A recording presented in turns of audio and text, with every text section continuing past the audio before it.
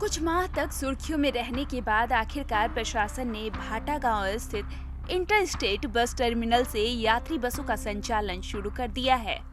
यात्री बसों का संचालन भाटा गांव से 15 नवंबर से शुरू होने के बाद पंडरी बस स्टैंड में पूरी तरह से सन्नाटा पसरा हुआ है।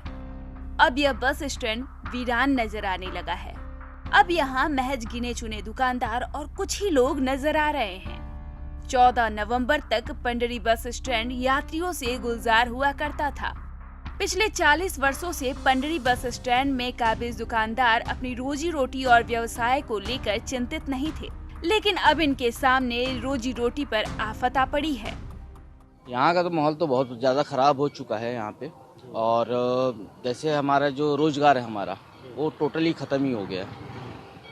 अब ऐसा लग रहा है कि अब क्या करे क्या नहीं करे, और निगम से ऐसा हमको आश्वासन दिया गया है कि यहाँ पे 1.5 महीने बाद हमको वहाँ आवंटन करेंगे, वहाँ पर दुकानें 1.5 महीने बाद करेंगे तो ठीक है, लेकिन क्या 1.5 महीने हम लोग क्या करेंगे?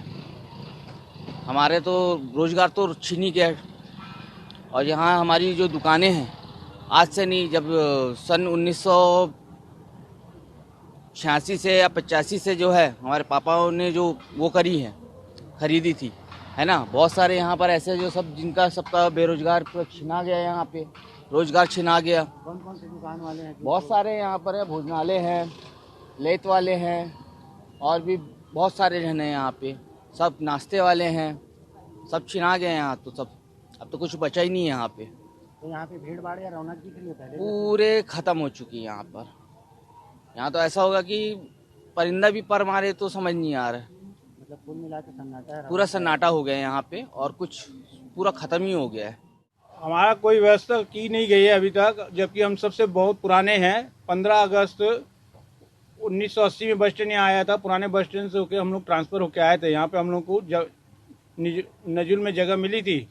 साल 2 साल बाद दुकान बनाए थे। जब तक हम लोग वहाँ पे ठेला चला रहे थे, इसी बस स्टैंड में ठेले में बेचते थे। उसके बाद ये दुकान बनाए, धीरे धीरे अपना पालन हो रहा था। अब हम लोग का पालन यानी बहुत दुखद है। आगे अभी तक यानी महीने का समय दिए हैं, लेकिन हो सकता है 5 महीने लग जाए, 4 महीने लग जाए। सरकार का कोई ये है नहीं। तो ऐसे में जबकि कहीं आपका रोजगार या व्यापार प्रभावित होगा? व्यापार में तो बहुत प्रभाव पड़ा है ना। सरकार को तो पहले ही सोचना चाहिए था कि पहले पुराने दुकानदारों का, जिनका टैक्स पट रहा है 40 सालों से, उनको तो पहले 35-40 दुकानें बना के देनी ही थी। साथ में बस स्टैंड तैयार करना था, उन लोगों को वहाँ भेजना था, और हमारी वो को कुछ ध्यान न दिए हैं आज तक। तो बसों का संचालन भाटा गांव से हो रहा है, तो यहाँ पे तो ग्राहक और यात्री भी नहीं आ रहे होंगे? नहीं, कोई नहीं आ रहे हैं। दुकान दिन भर खाली बैठे हुए हैं। हाँ, तो आपके जैसे और कितने दुकान वाले होंगे जो पिछले कई साल से यहाँ पे काबिज हैं?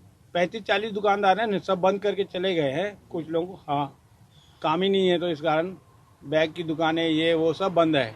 किसी का भी काम नहीं चल रहा है। दरअसल रायपुर के पंडरी बस स्टैंड में लगभग 92 स्थायी दुकानदार हैं, जो साल 1980 से 85 के आसपास अपनी दुकान की शुरुआत करके अपना और अपने परिवार का खर्च चलाया करते थे। लेकिन अब पंडरी बस स्टैंड से यात्री बसों का संचालन बंद होने के बाद इन दुकानदारों का परिवार चलाना असंभव हो गया है। इन दुकानदारों को नगर निगम की तरफ से आश्वासन मिला है कि 1 से 1.5 माह के भीतर इन्हें भाटा गांव स्थित इंटर बस स्टैंड टर्मिनल में दुकान आवंटित किया जाएगा। भैया देखो, पंडरी में यहाँ हमारा 23 साल से धंधा है, ये दुकान है ना। अभी बस स्टैंड उठा दिया है। अभी क्या है, ये पंडरी में अभी जो भी है, बस स्टैंड के कारण जो भी है कस्टमर आ रहे थे, डेली का हमारा 70 या 80 का कस्टमर का था, है ना। अभी जो है ना 1-2 ग्राहक भी नहीं आ रहा है। अपन क्या है, अभी खोल के ऐसे ही बैठे हैं, कोई कस्टमर ही नहीं है। क्या करे ऐसे परिस्थिति में, बताओ।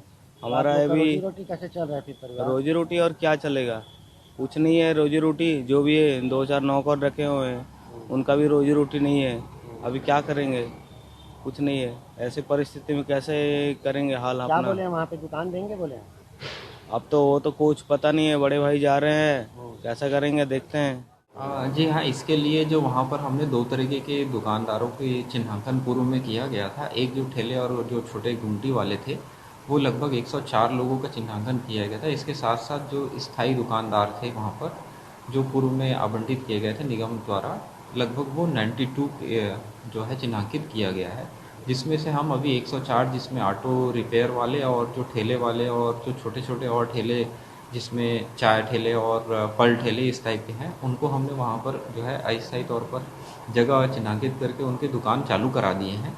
साथ ही जो 92 दुकान वाले हैं उनका लेआउट और उसकी प्रक्रिया पूर्ण हो गई है, 1-2 दिन में उसके काम भी चालू हो जाएंगे और विद इन दिस मंथ जो है हम उनको जो है वहाँ पर शिफ्ट करने की तैयारी कर रहे हैं।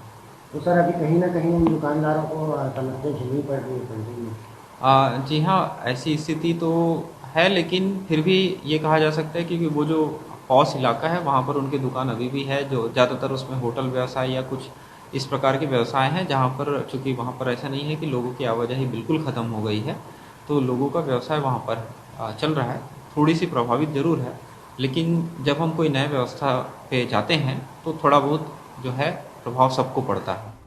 हालांकि समाधान जल्दी नहीं हुआ तो इन दुकानदारों को सड़क पर आते देर नहीं लगेगी, क्योंकि ये रोजगार ही इनके कमाई का जरिया था। वहीं आवाजाही न होने के कारण कई दुकानदारों ने अपनी दुकानों पर ताला लगा दिया है। अब इन दुकानदारों के मन में एक ही सवाल है कि आखिर भाटा गांव स्थित इंटरस्टेट बस टर्मिनल में दुकानों का आवंटन कब होगा। रायपुर से रितेश कुमार तंबोली, ETV भारत, छत्तीसगढ़।